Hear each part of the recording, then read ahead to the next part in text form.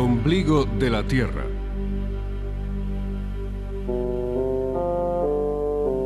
La isla de Pascua tiene muchos nombres y muchas caras que aún conservan ciertos enigmas. Tal vez un día se resuelvan por entero.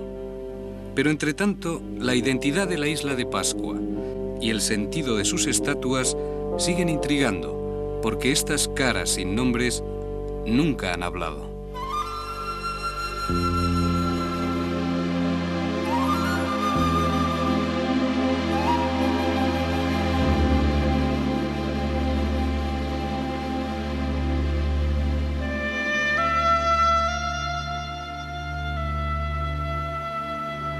Yo soy el constructor de estatuas.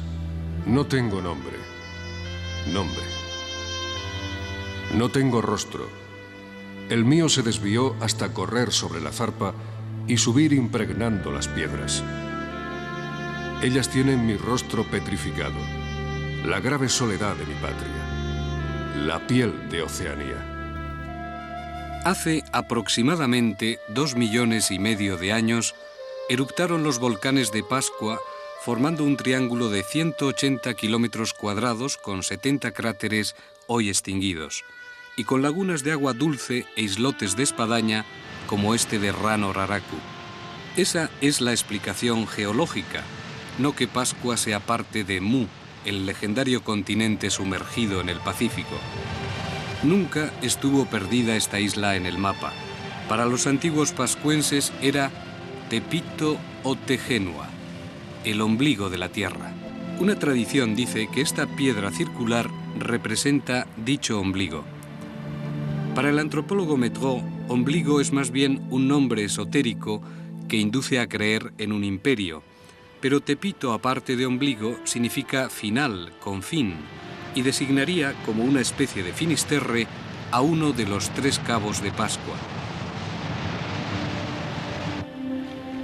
También los pascuenses, deportados como esclavos a las islas guaneras de Perú en el siglo XIX, llamaban a su tierra Mata Kititerangi, ojos que miran al cielo. Por su ascendencia polinésica, a Pascua se la conoce como Rapa Nui, Isla Grande, en simetría con la tahitiana Rapa Iti, Isla Pequeña. Desde su descubrimiento por el holandés Roggeveen el 6 de abril de 1722, domingo de Pascua, ha trascendido Pascua, traducción castellana de Pasch.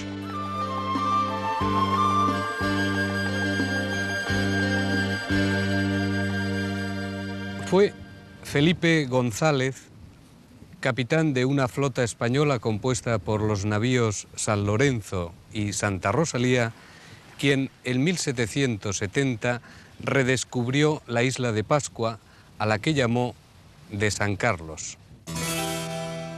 Cuando Felipe González vio estos templos hoy en ruinas, habían pasado 48 años desde el primer descubrimiento holandés. Pero la expedición española fue la que se quedó más tiempo, casi una semana, y la más numerosa, en torno a 500 hombres. A diferencia de holandeses e ingleses, los españoles no mataron indígenas y cartografiaron la isla con gran precisión. En cada uno de estos cerros, los españoles clavan una cruz y firman también un acta con algunos jefes de las tribus con los cuales tomaron contacto. Hay documentos al respecto. Se formó una procesión. Los capellanes revestidos de sotana y pelliz iban cantando letanías por el Poique. Luego saludamos al rey, 7 veces a la voz, a la que siguió una triple descarga de fusilería y los 21 cañonazos de saludo de los navíos. El 20 de noviembre de 1770, en los 3 cerros del Poique, los españoles tomaban posesión de la isla de San Carlos en honor de Carlos III. Cook llegó 4 años después, y 16 años tardaron los franceses. Pero la ensenada de González perdió su nombre por el de la Perús, así como San Carlos volvió a ser Pascua. Hoy, como ayer, el dato fundamental es el de la enorme lejanía de Pascua, el lugar habitado más aislado de este mundo, en medio de 1.800.000 kilómetros cuadrados de océano vacío. Desde Chile, a la que pertenece desde hace un siglo, Pascua está a 3.764 kilómetros. La isla más cercana al occidente es Pitcairn, célebre refugio de los amotinados de la Bounty, a 2.200 kilómetros. Y a Papeete, Tahití, hay 4.239 kilómetros.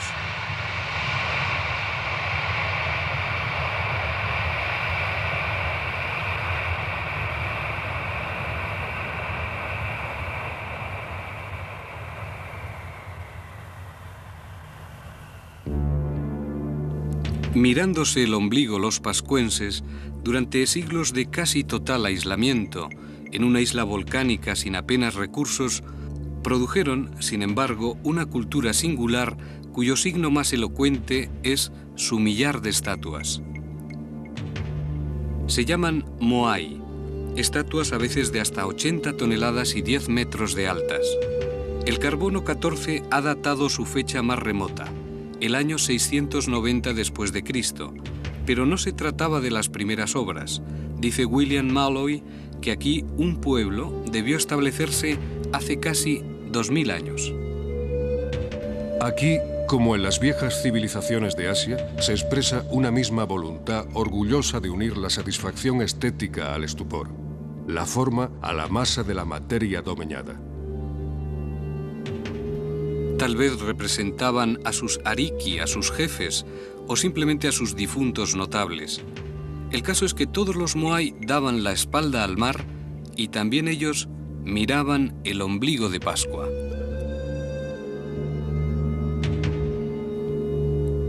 La mayoría del millar de estatuas se labró en las faldas de este volcán. Aquí, en Rano Raraku, antaño, una civilización esculpía moai en una cadena de trabajo frenético, casi en serie, como si tuvieran prisa de que se agotara la paciencia de sus dioses. Porque de improviso cesó toda actividad. Los toki o azuelas de piedra dejaron de golpear. Unos moai permanecieron agarrados aún a la toba volcánica a medio extraer, otros a medio tallar, otros a medio transportar, muchos medio tragados por la tierra.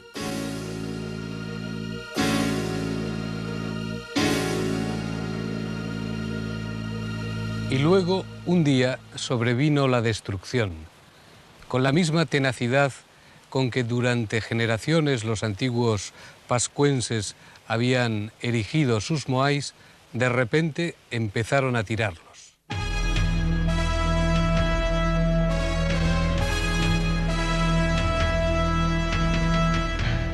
¿Qué clase de cataclismo sufrieron los constructores de estatuas de Pascua? En 1960 fue un maremoto quien destruyó las estatuas de este Ahu o santuario de Tongariki, pero ¿quién tiró los moai de antaño? Hay una leyenda que dice que fue por una maldición, porque los antiguos escultores no dieron de comer una langosta a una bruja después de prometérsela. Aún no ha dicho su verdad arqueológica este coloso de 15 metros incrustado en su alvéolo de toba. Ni esos 2 centenares de estatuas inacabadas y abandonadas cuando estaban a punto de salir de este gigantesco taller del volcán. Una conjetura habla de un seísmo, otra de una grave epidemia, otra de una guerra civil, o aún más improbablemente, del convencimiento de que el mana, la fuerza sobrenatural que añadían a su mero trabajo, les había dejado de asistir.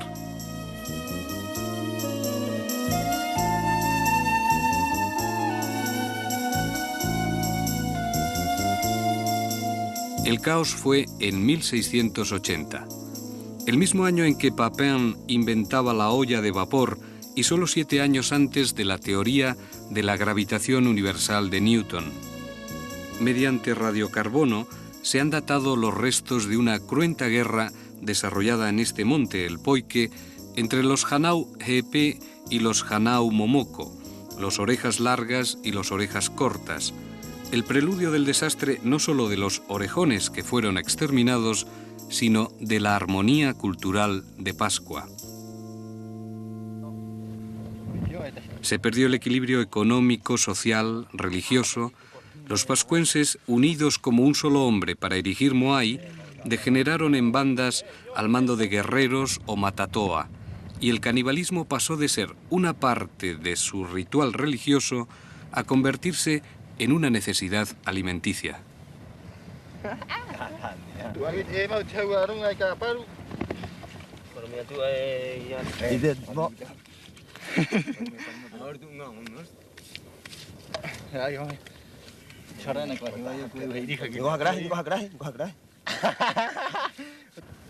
Esto, el tatuaje significa es la fuerza del Tangata Joy Vaca, de los hombres que reman.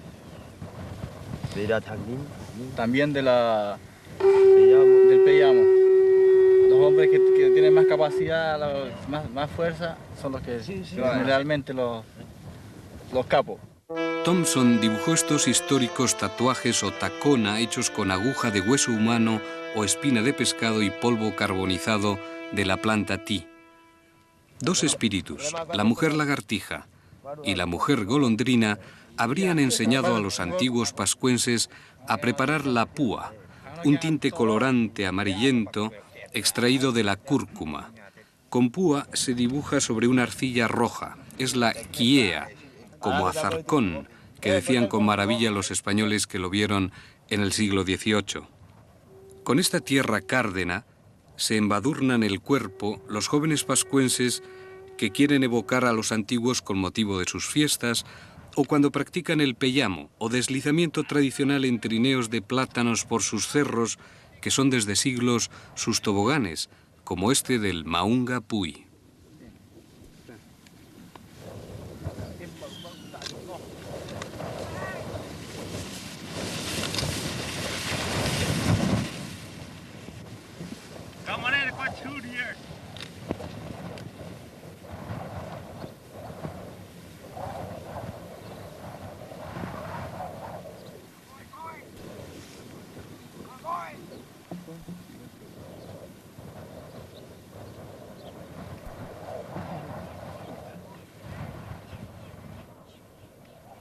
Cuando los primeros europeos descubrieron Pascua en el 18, encontraron un pueblo decaído, incapaz de emular a los antiguos, incapaz de explicar por qué los Moai no eran invocados ya, tras ser evidente que habían sido signos arrogantes de su mundo espiritual. Aún hacia 1837, los templos de la costa oeste tenían Moai, pero en 1866, cuando llegan los primeros misioneros católicos, ya no quedaba ninguno en pie. ¿Qué pasó estos 30 años? Metro responde de nuevo: guerras intestinas e iconoclastas, o vendetas de caníbales. Pero en la actualidad, con el peyamo y otros viejos deportes, los jóvenes pascuenses demuestran que un pueblo que llegó a contar solo con 111 habitantes hacia 1870, hoy tiene 2.000 habitantes de origen étnico e idioma claramente polinésicos. Pero otro punto sin aclarar es cómo transportaban los Moai. No hay una sola contestación, salvo la respuesta más absoluta y legendaria. Se movían gracias al mana, por la fuerza sobrenatural. Heyerdahl sugirió el transporte vertical de la estatua.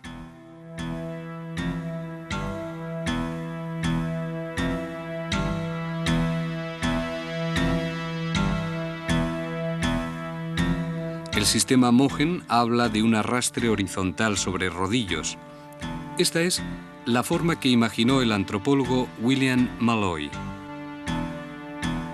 Implica un trípode y siempre una gran fuerza humana de arrastre, tal vez facilitada por capas de algas o cáscaras de frutas.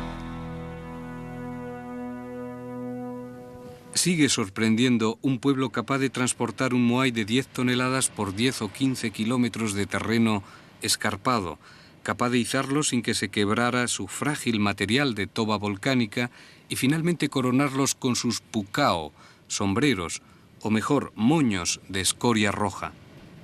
Esta es la cantera de los moños pelirrojos de Punapau, otro volcán extinguido.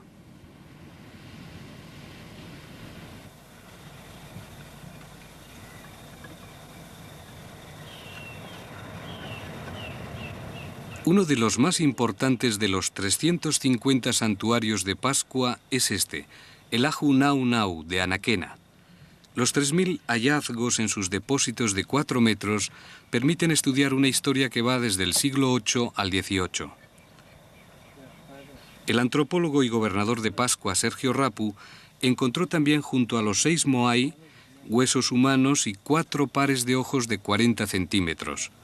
Los globos oculares son de coral blanco y el iris de toba roja.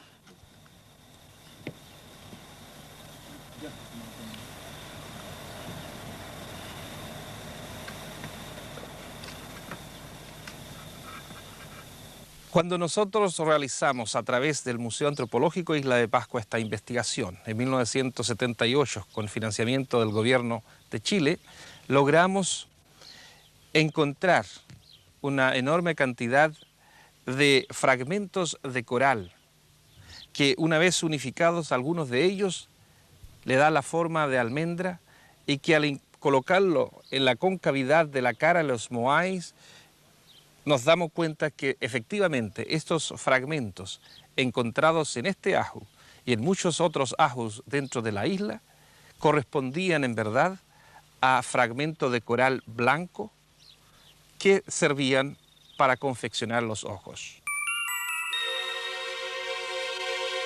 También se han encontrado en otras zonas iris negros de obsidiana, como estos del Museo de la Isla. Los moai miraban. Es un gran hallazgo arqueológico que disipa otro misterio de Pascua.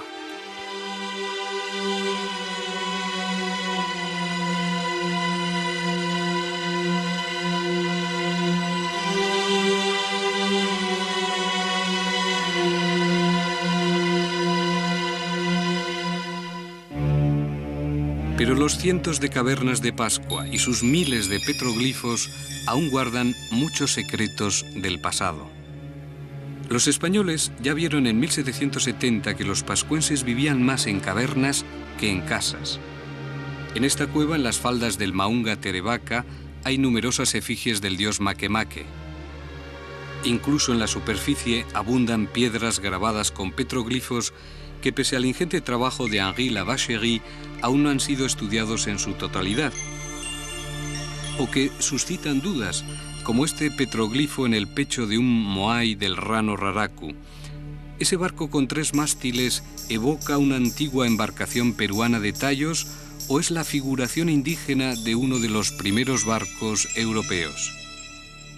Aparte de los petroglifos, otro de los misterios de la isla de Pascua consiste en estas tabletas llenas de jeroglíficos llamadas Kohau Rongo Rongo o líneas de recitación. Se cree que el rey polinésico Hotu Matua trajo 67 de estas tabletas a la isla. Thomas Bartel intentó descifrarlas, pero la verdad es que aún no se ha conseguido. Monseñor de Axieri, obispo de Polinesia, dijo que esta escritura es en surcos de buey o bustrofedón. Se leía comenzando por la parte baja de la inscripción y para pasar de una línea a otra había que dar la vuelta a la tableta y además cada línea está escrita cabeza abajo en relación a las inmediatas.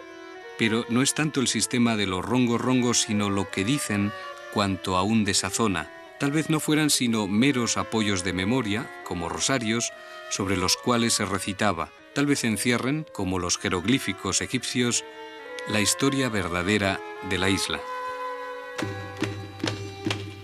Pero, ¿de dónde vinieron los constructores y destructores de estatuas?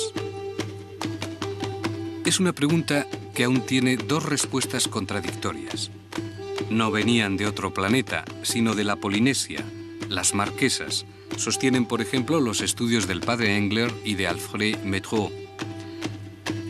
Tampoco venían de otro planeta, sino del continente americano, sostiene Thor Heyerdahl, descubridor de este insólito moai sentado llamado Tuturi y que evoca la estatuaria peruana.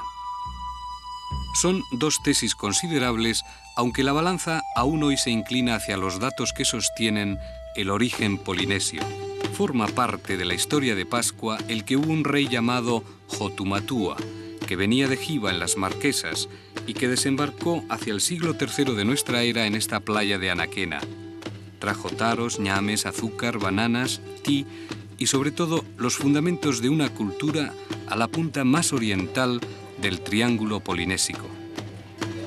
La cultura material, el idioma, los rasgos raciales son elementos muy decisivos para elegir la hipótesis polinesia.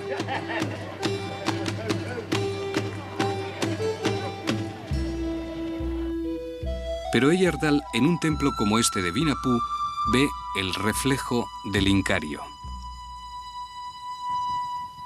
Este es el Aju o altar de Vinapú, un sitio que confirma parcialmente la llamada teoría americana de Thor Heyerdahl.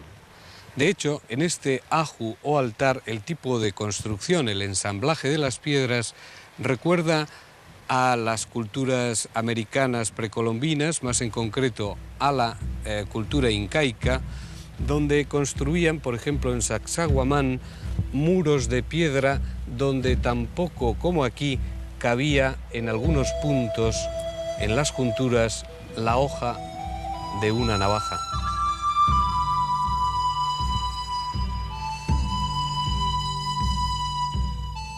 Los paramentos de los sillares labrados y encajados con maestría son en efecto como en las obras del Cuzco.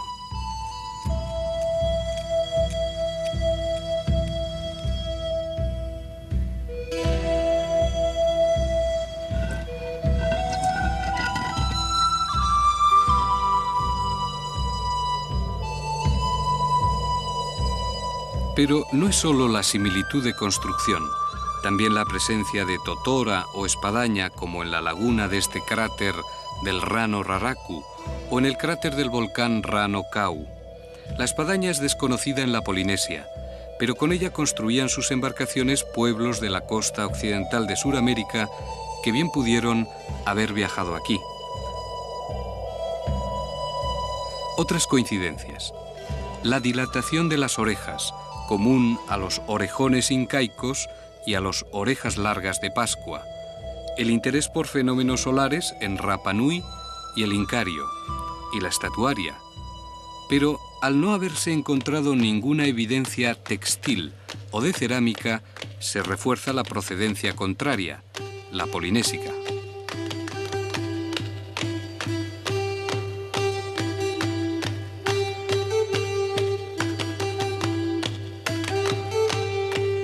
Los aju de Pascua, como este de Akibi o de los 7 Moai, o como el aju de Tajai, o como el aju Naunau, se relacionan estrechamente con los marae o santuarios polinésicos de plataformas de Mangareva o las Marquesas.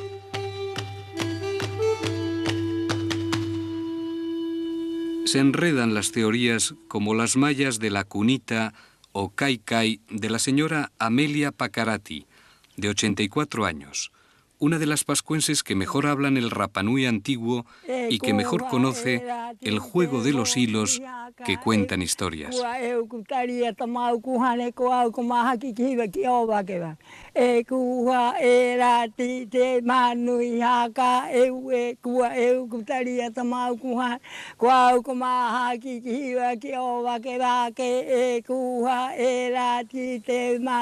Haka ewe kua kutaria tomau kuhane kua kumahaki kiwa kioba que va. Significa que él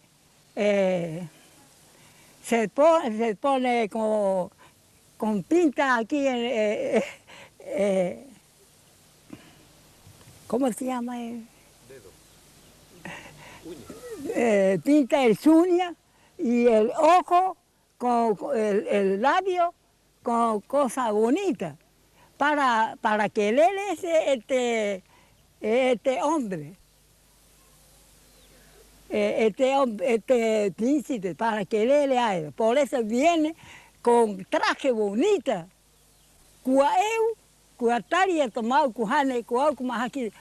para llevar a este príncipe para el continente de él. Por eso viene para que me hace mucha quiero a ella. Por eso vienen los dos con pintado, el uña y el ojo y labio. Todas. No siempre los nativos conocen todas las palabras de estos poemas populares transmitidos por tradición oral y que antaño se desplegaban con hilo del árbol jau-jau. Pero Amelia Paccarati sí recuerda y canta que un día hubo una princesa que se engalanó y se pintó uñas, labios y ojos para acompañar al príncipe a Ero Vaque Vaque, la tierra polinésica de donde ciertamente procedían sus antepasados.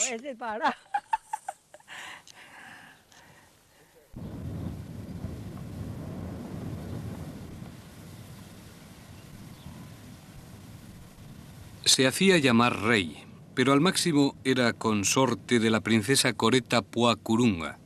Jean Onésime Dutroux-Bornier, hacia 1870, gobernó despóticamente la isla, originando un éxodo de nativos a las Gambier y a Tahití.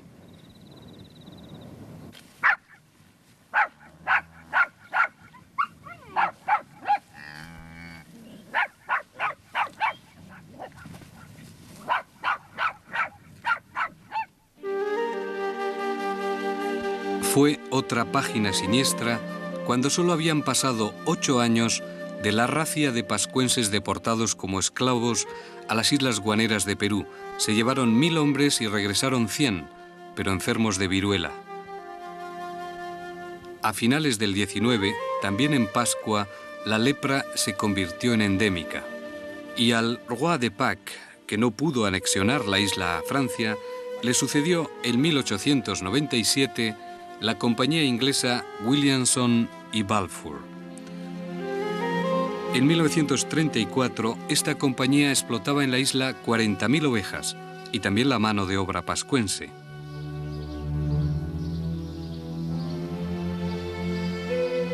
Estos establos y el galpón de Esquila en Baitea, cerca del leprosario, evocan el tiempo negro de Pascua.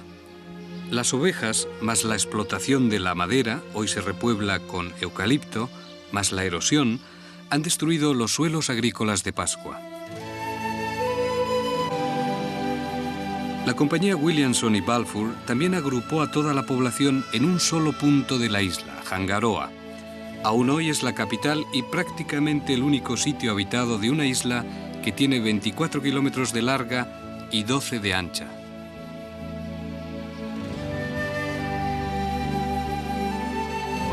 Hangaroa capital es como un pueblo, el único de Pascua, con sus 2.800 habitantes y su ritmo sosegado propio de los mares del sur. No hay carreteras asfaltadas y las casas son individuales, sin mucho carácter, con techo a 2 aguas de hojalata.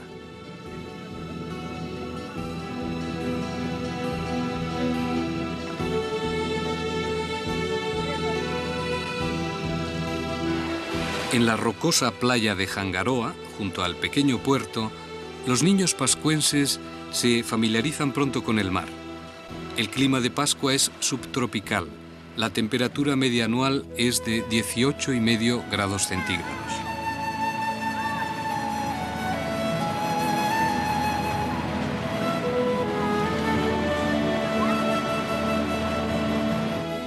En la caleta de Hangapico se varan las lanchas que se utilizan 2 veces al año para transbordar la carga de los 2 barcos que traen a Pascua lo que necesita, es decir, prácticamente todo. La pista de aterrizaje, construida con ayuda de la NASA, es el auténtico cordón umbilical de Pascua con el resto del mundo, especialmente con el Conti, familiarmente el Chile continental. Los jóvenes pascuenses acuden en moto al aeropuerto a esperar a los turistas que son el principal capítulo económico. Hay 2 frecuencias semanales entre Santiago y Pascua. El vuelo dura 5 horas. ¿Tenía helado? No, helado, lo que vamos a poner. Está tomando yogur, se va a enfermar, ¿Ah? Se va a enfermar, está tomando yogur. Está sano. Dame 2, dame 2. En 1888, el capitán de corbeta Policarpo Toro anexionó la isla a Chile. Pero hoy muchos pascuenses se quejan aún de soledad y desabastecimiento.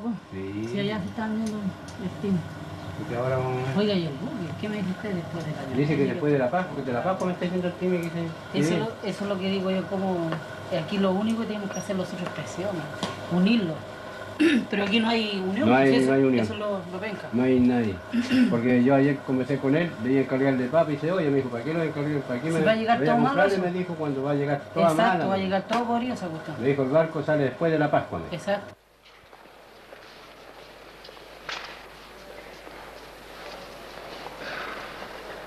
Salvo unos cuantos vegetales, todo lo demás se importa en Pascua y los precios se cuatruplican por los fletes, como cuenta Luis Leiva, dueño de esta tienda de ultramarinos de Jangaroa llamada El Cuerito Regalón. Pero como le digo, en cuanto a buque estamos mal en ese aspecto porque como hay muchos turistas, entonces también al turista hay que saberlo tratar bien y venderle cosas más o menos baratas. Y lamentablemente es por el asunto de avión, tenemos que vender caro. No es que uno trate de sinvergüenciar con los precios, pero la verdad que los costos para los otros son muchos.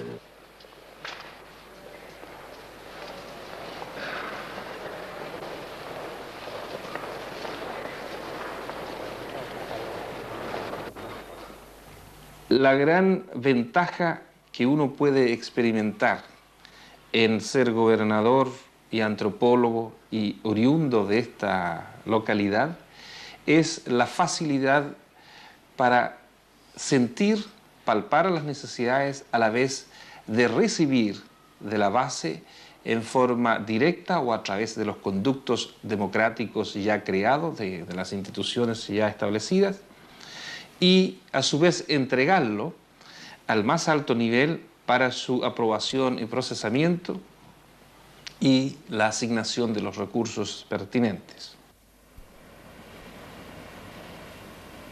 100 años después de la anexión chilena existe una doble y polémica interpretación. Los antiguos jefes pascuenses entregaron la soberanía a Chile, pero reservando sus derechos a la tierra, a cambio de educación, trabajo, progreso y respeto por el pueblo pascuense.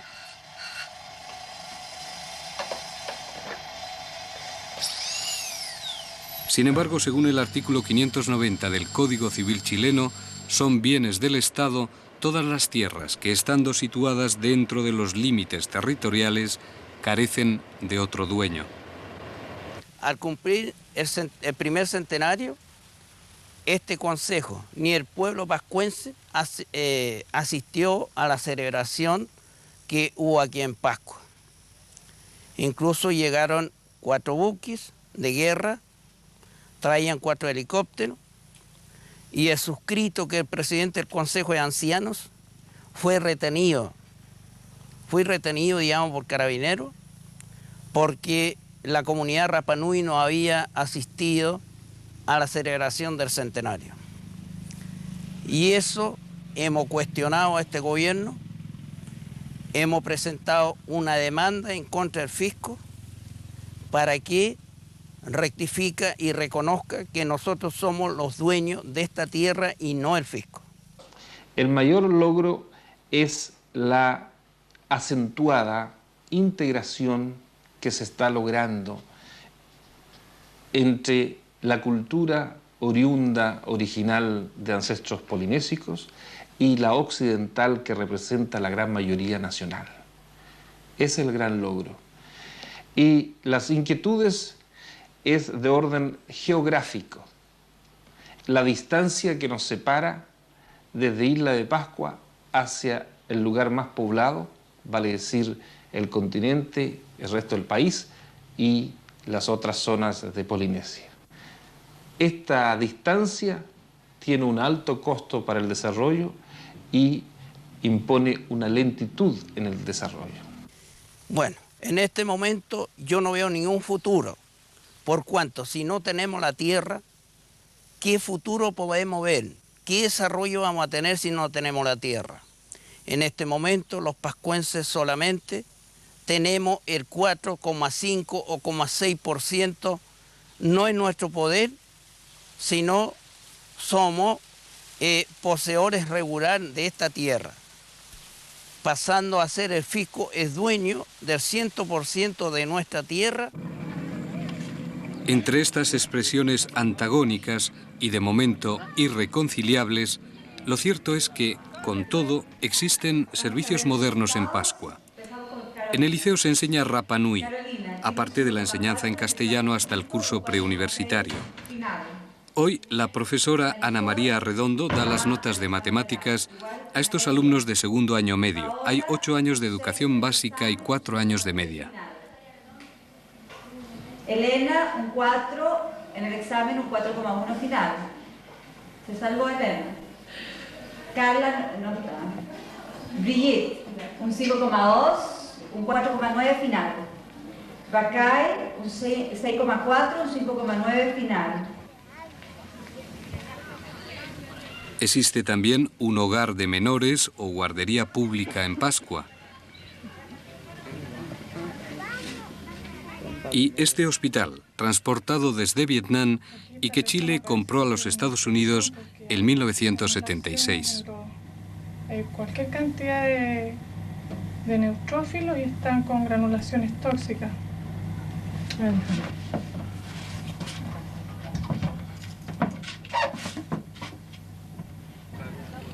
En el ombligo de la tierra, los pascuenses van a caballo incluso al juzgado. Existe una institución singular en Pascua, el servicio gratuito de asistencia judicial y la forma del comparendo, una forma previa y conciliatoria para resolver los conflictos, si es posible. El primer pascuense licenciado en Derecho, Jacobo Hey Paoa, trata de convencer a estos dos hermanos para que hagan las paces. El hermano mayor se queja de que el menor le rompió los cristales de las ventanas a pedradas. El menor lo niega. No quiero proceder, quiero levantar esos procesos para que sea llegar a un entendimiento como amigo, como familia, que queda aquí mismo. No seguir el proceso. ¿Que no ha tenido ninguna participación en eso? Ninguna. No es que quiera, sino que es así. Bueno, en realidad el denunciante ha desindicado a él junto a otros, pero Gonzalo niega su participación. No es que lo niega, estoy diciendo que ayer cuando yo salí de misa, salí a las 8 de la tarde, mi hermano Juan llegó para ir a retirar a mi mamá. Y ahí le dije que me llevara para la parcela porque no tenía movilización para llegar para allá. Y él me hizo llegar a la parcela y ahí me quedé hasta el día. Y vengo por otra causa para el tribunal y me encuentro con él. Pero hay testigos que señalan que usted habría sido un asaltador. Y en el momento, a usted ahí, en el momento que yo... El hermano Eigo logró morir dejando a todos los pascuenses bautizados en 1868.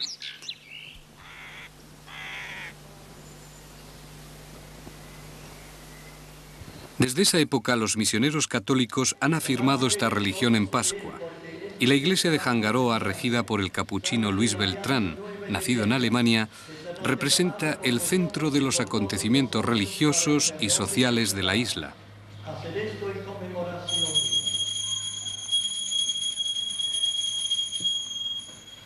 Como bautismos y bodas.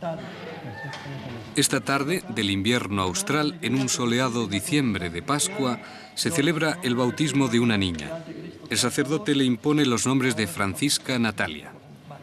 Francisca Natalia Salgado Leiva tiene 6 meses. Su padre es del continente y su madre pascuense.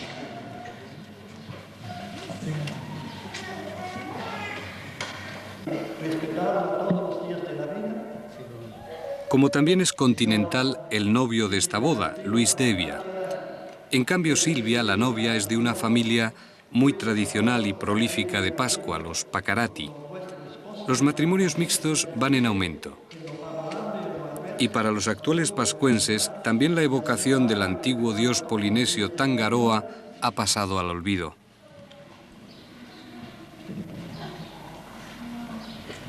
En el nombre del Padre, del Hijo y del Espíritu Santo. No así algunos elementos tradicionales de superstición popular, como el respeto que tienen a los aku-aku o espíritus, asociados a la buena o mala suerte. Buena suerte se necesita siempre tras una boda, y así se lo desean los amigos al dar los regalos a los recién casados.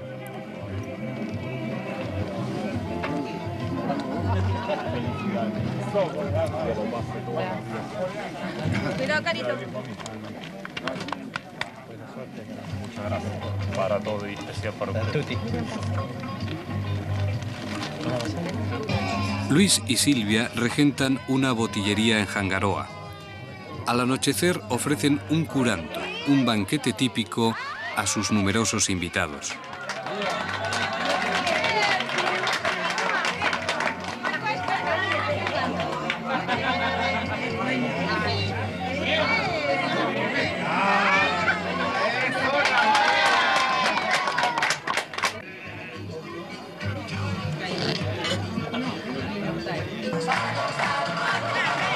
Invitada de excepción es la hija que tuvo Silvia de soltera y que Luis ha reconocido.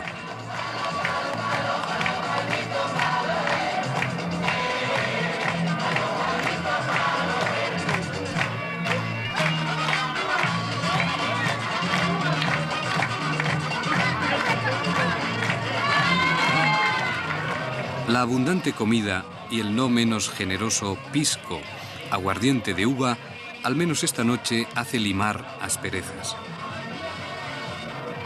Entre los invitados hay miembros del Consejo de Ancianos y su antagonista, el gobernador Sergio Rapu. Todos bailan la salsa.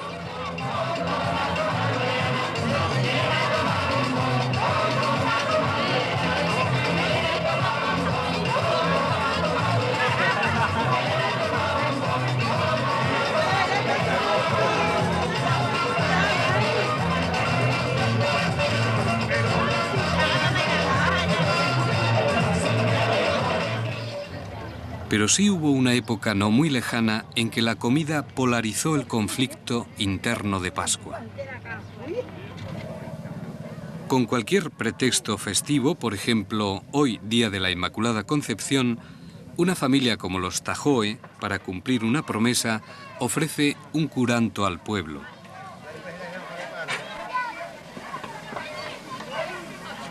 En el curanto, los alimentos se cocinan en un umu, un horno al estilo polinésico. En un hoyo se hace fuego y se calientan las piedras con las que se asan enterrados diversos alimentos: cerdo, pollo, pescado, ñame, plátanos. Pero es que antaño hubo curantos humanos. Pascua fue una isla de caníbales hasta la introducción del cristianismo en 1862.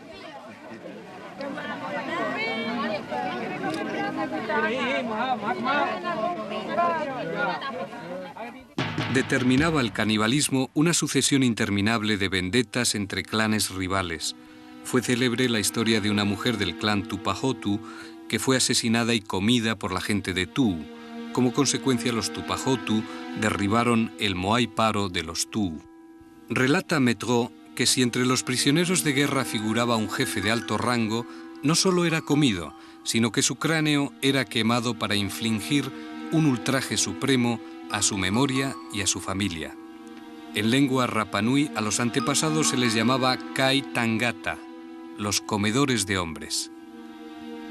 Durante su decadencia, los pascuenses perpetraban el canibalismo en cavernas. Al padre Zumbon, los nativos le aseguraron que los dedos de manos y pies de mujeres y niños eran los bocados más exquisitos. Make Make, el dios creador, fue también un dios caníbal. Este dios reclamaba carne humana en sitios como este, Orongo, la ciudad ceremonial. Los sacerdotes le ofrendaban los niños que robaban a sus padres. Pero en la antigua Pascua no hubo otra ceremonia más significativa como la que siempre en exaltación de Make Make se dedicaba al Tangata Manu. Todos los años, los antiguos habitantes de Rapa Nui, los antepasados de los actuales pascuenses, venían aquí a los acantilados de Orongo, cruzaban el mar a nado hasta el islote de Motunui para recoger el primer huevo de gaviotín del año, lo que les convertiría en Tangata Manu, el hombre pájaro.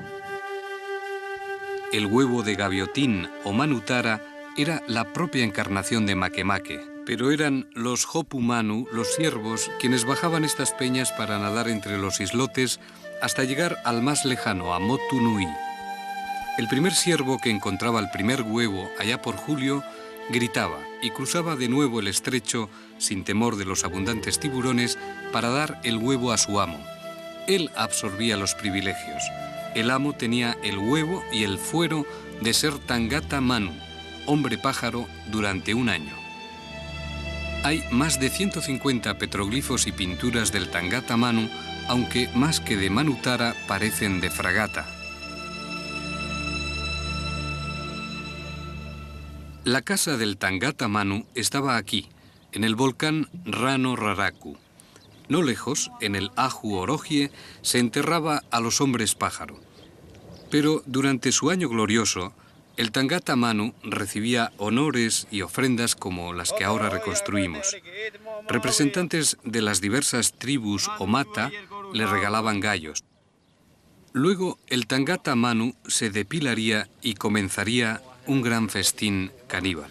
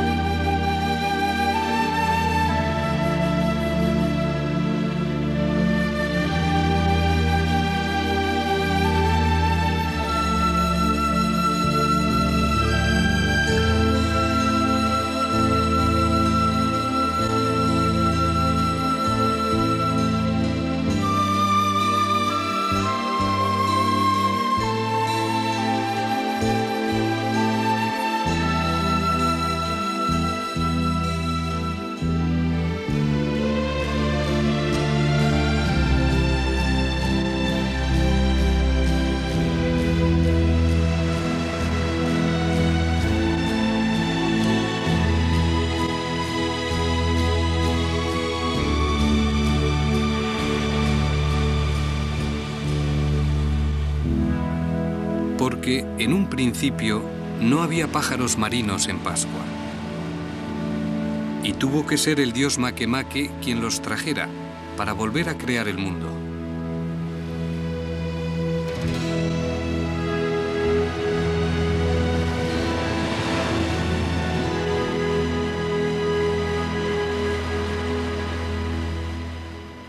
En busca de este mito, nos embarcamos un buen día del verano austral rumbo a Motu Motiro Hiva, el islote para navegar al continente, hoy isla chilena de Salas y Gómez. Pero no es una travesía fácil. Nuestro pesquero se queda sin motor y vamos a vela, a veces a un nudo, en medio de un océano Pacífico que parece un desierto. Nuestro velero y nuestro bote son las únicas embarcaciones en cientos de millas a la redonda.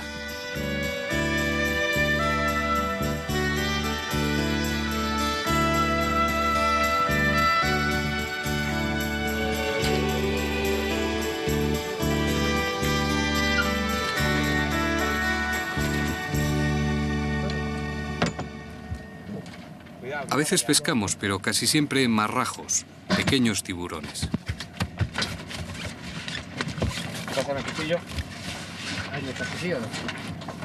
Pásame el cuchillo, ahí está el tuyo.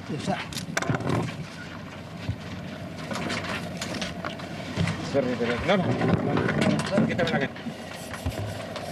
Estos son los sanguinarios del mar.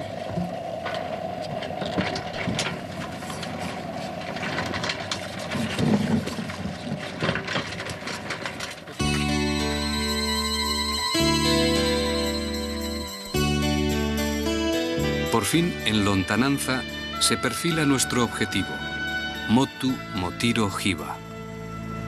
Tras 5 días de navegación, Y tras recorrer más de 280 millas desde la isla de Pascua, a bordo del pesquero velero Pelícano y aprovechando la negada del viento, por fin avistamos la isla de Salas y Gómez. La isla de Salas y Gómez, descubierta por los españoles, es la isla esporádica chilena de más difícil acceso marítimo. A vela y a merced de un viento que en el verano austral sopla poco, el problema no es solo aproximarse, sino desembarcar. Es árida, inhabitada y casi toda de piedras. Está rodeada de arrecifes con reventazón que no proporcionan desembarcadero alguno. Así la describió José Manuel Gómez, capitán de la fragata Víctor, corsaria del comercio peruano. Como ha investigado Francisco Mellén, Salas y Gómez fue descubierta por el piloto español José Salas Valdés el 23 de agosto de 1793 y fue conocida como Isla de Salas Valdés hasta que otro piloto español, José Manuel Gómez, la redescubrió en 1805. De ahí su verdadero nombre, compuesto por dos apellidos de dos pilotos, Salas y Gómez.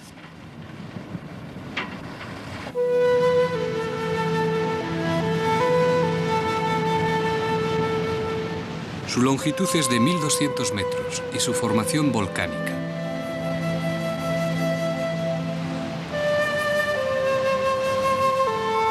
La mayor altura es de 30 metros, un buen sitio para plantar la bandera de Chile a los 100 años de su anexión. Nadie habita Salas y Gómez. Nadie, salvo las abundantes langostas que solo desde 1988 han empezado a ser pescadas, precisamente por nuestro pesquero, el Pelícano.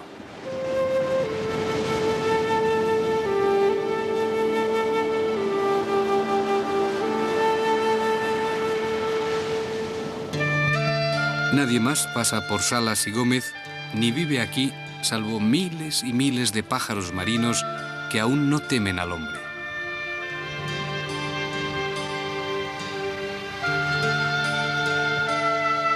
De hecho, que se recuerde, no más de 10 personas antes de nosotros han desembarcado aquí.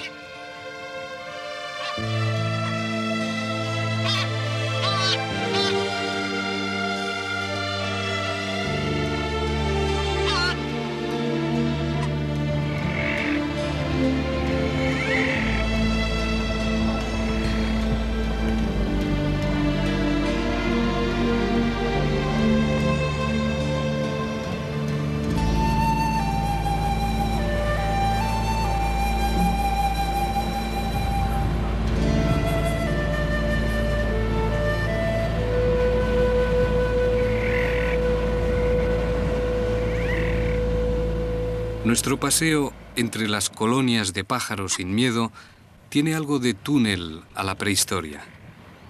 Este motu pertenece a Pascua y por tanto a Chile, pero también al espíritu del dios Makemake.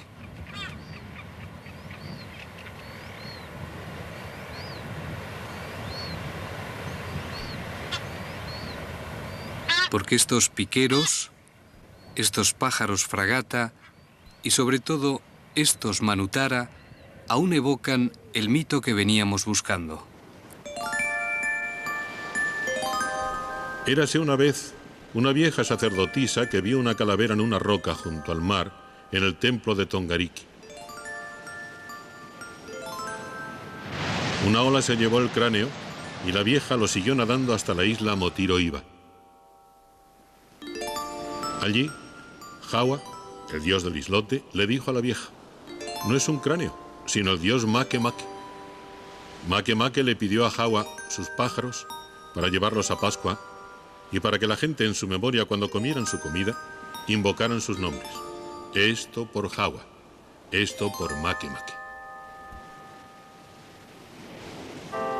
Y así los dos dioses y la vieja llevaron los pájaros a Pascua y estuvieron 3 años, y los pájaros fueron comidos por hombres, mujeres y niños. Y trajeron más pájaros, y los pascuenses se los comieron y también sus huevos. Hasta que Makemake dejó a estos manutara en el islote deshabitado de Motu Nui, a donde desde entonces acudirían todos los años los pascuenses en busca del primer huevo. Es la leyenda del pájaro Manutara o Sterna lunata. En 1951 aterrizó en el ombligo de Pascua el primer avión, un Catalina número 205, pilotado por Roberto Parraguez. El aparato se llamaba Manutara. El gaviotín, o Manutara, hoy raramente vuela a Pascua, teme al hombre y se queda en Salas y Gómez.